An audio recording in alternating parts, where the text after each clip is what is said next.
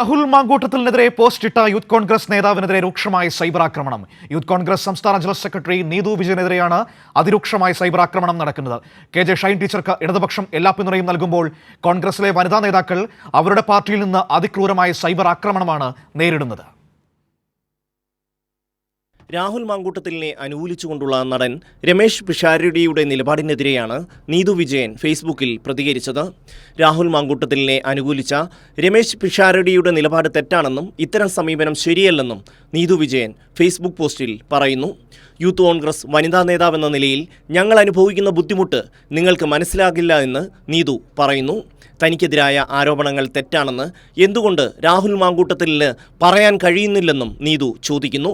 ഇനിയും കോൺഗ്രസിലെ വനിതകൾ മിണ്ടാതിരുന്നാൽ പല കഴുകൻ കണ്ണുകളും കോൺഗ്രസിലെ പുതിയ പെൺകുട്ടികളുടെ നേരെ തിരിയും എന്നുള്ളതുകൊണ്ടാണ് ഇത്തരമൊരു പോസ്റ്റ് ഇടുന്നതെന്നും നീതു വിജയൻ പറയുന്നു.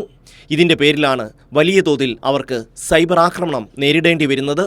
നീതുവിന് പിന്തുണയുമായി കോൺഗ്രസിൽ നിന്നുപോലും ആരും രംഗത്ത് വരുന്നില്ല.